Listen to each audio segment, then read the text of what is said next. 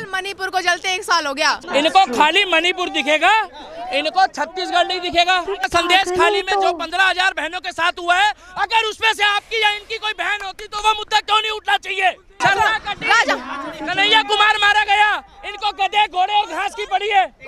24 में मोदी आएगा। जय श्री राम। ये अंधभक्त है, अंधभक्त। कोई धर्म खतरे में नहीं होता।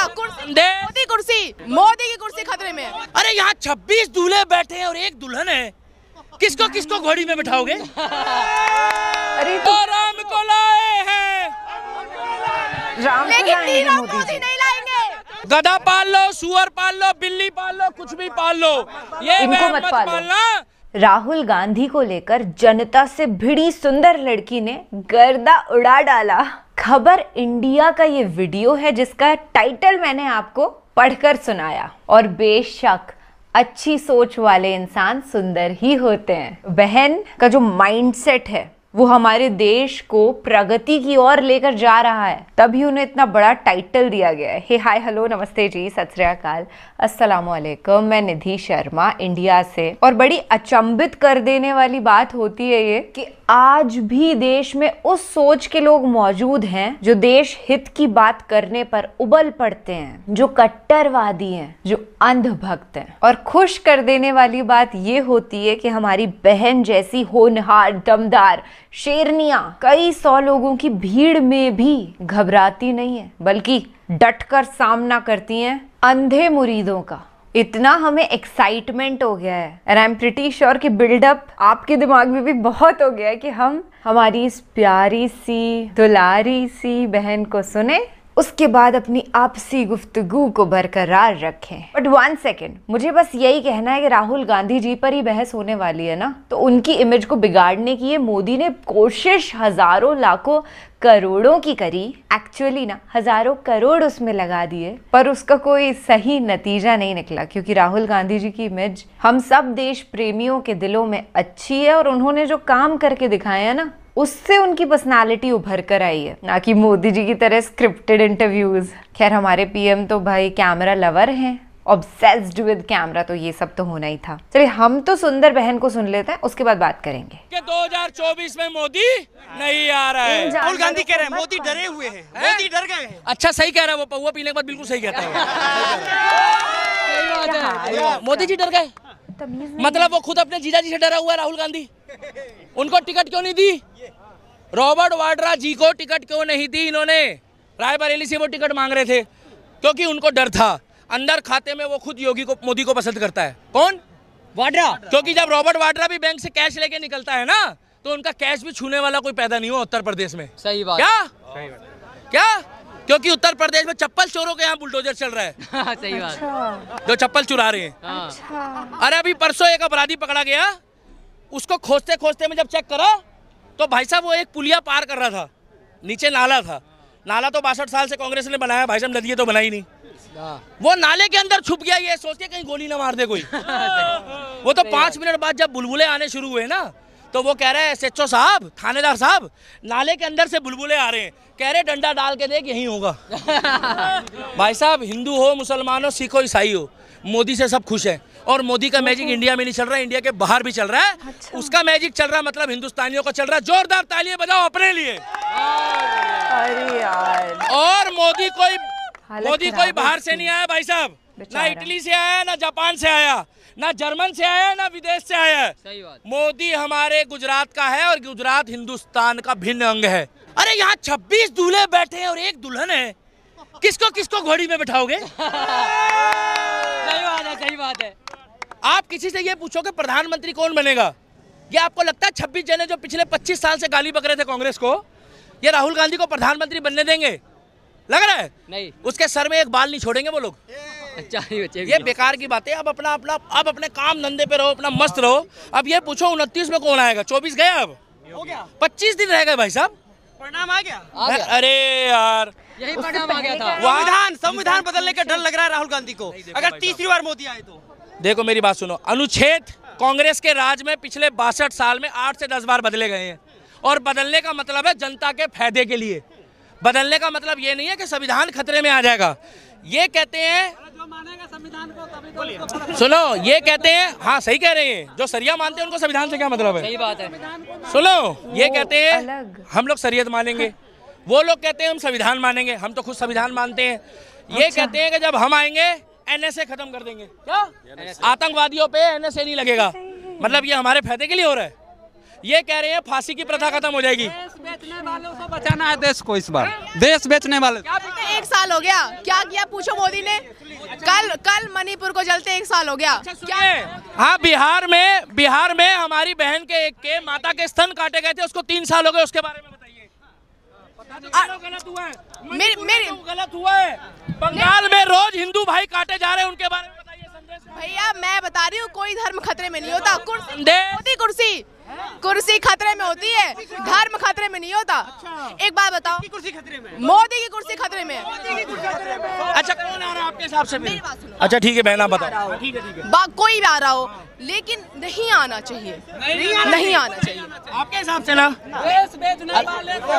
अच्छा सुनो, कागज दिखाओ। इंडियन एयरलाइंस आप सर्च करो, मारो ना, इंडियन एयरलाइंस पूरा बिक चुका है।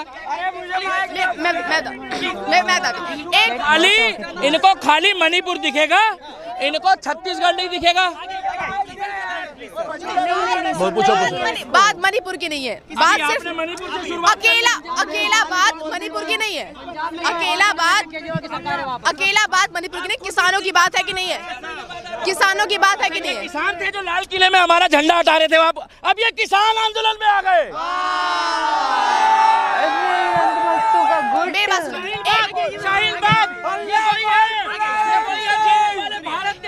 होंगे वाले सुनो, एक गधा सुने एक गधा था, सुने एक गधा था, गधे कोई बात नहीं। एक मिनिस्टर, केंद्रीय मिनिस्टर का लड़का केंद्रीय मिनिस्टर चैलेंज करता है, खुल्ला चला। आखिर ये मुद्दा क्यों नहीं उठना चाहिए? तो बंगाल का मुद्दा संदेश खाली में जो 15,000 बहनों के साथ हुआ है, अगर उसमें से आपकी या इनकी कोई बहन होती तो वो मुद्दा क्यों नहीं उठना चाहिए? अभी उसका जेल हो गई, पार्टी से निकाल दिया, इसको पता ही नहीं है। हटाना है, बहनों का सुरक्षित करना है। बिल्कुल भैया, एक गधा था, गधे ने बोला घास नीली होती है। सुनो भैया, एक गधा था, गधे ने बोला घास नीली होती है। बाघ ने कहा पागल है, घास हरी होती है। उसने राजा के पास चलते हैं, शेर के पास। गधा गया शेर के पास, गधे ने पूछा कि बताओ भैया घास हरी होती है कि घास नीली होती है?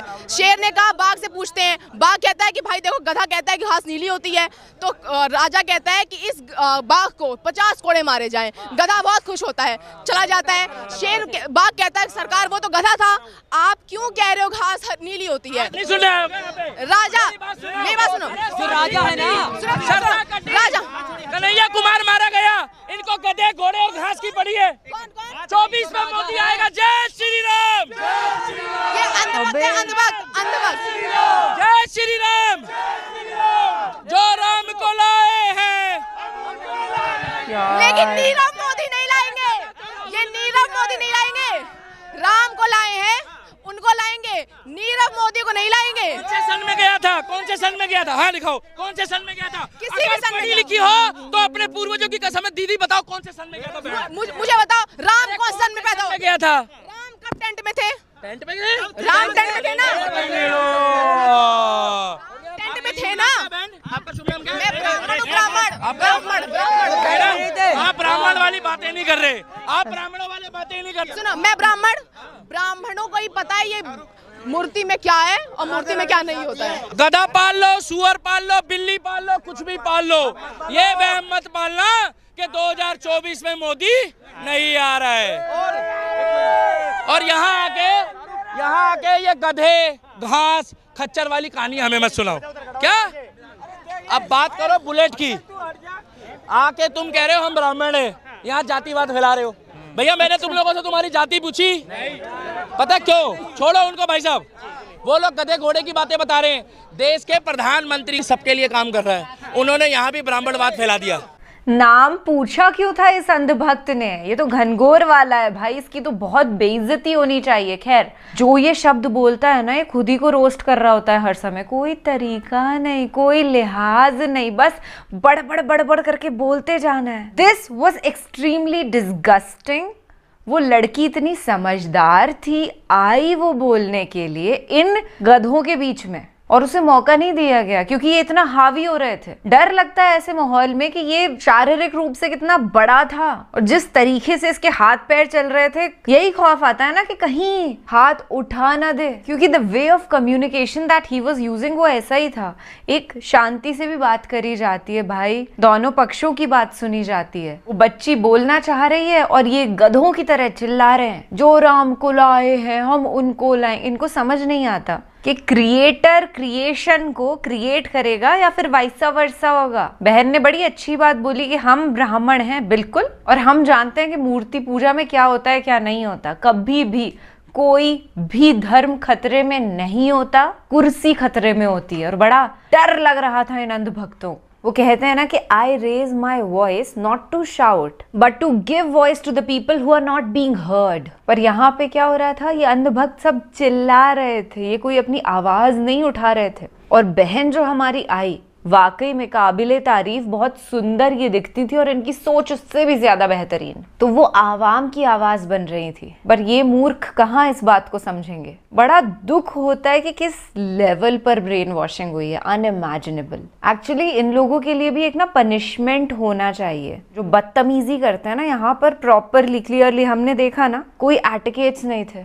सही मायने में बोलूं तो ये दिमाग से खाली ब्लाइंड फॉलोअर्स भौंक रहे थे, और ये भौंकते रहेंगे ऐसे। एक दिन मोदी जी चले भी जाएंगे ना, तो भी इनको विश्वास नहीं होगा। इनको लगेगा वो आज भी हमारे अंदर हैं, इस पूरी दुनिया में वही तो समाये हुए। अरे पूरी दुनिया के रचयिता बेवकूफ लोग। चलिए फिलहाल मैं आपसे लेती हूँ इजाजत, और हम मिलते रहेंगे ऐसे चौकन्ना कर देने वाले वीडियोस के साथ। ख्याल रखिएगा अपना और अपने सभी घर वालों का। ऐसे सच के साथ खड़े रहिएगा दोस्त। सत्यमेव जयते। जय हिंद।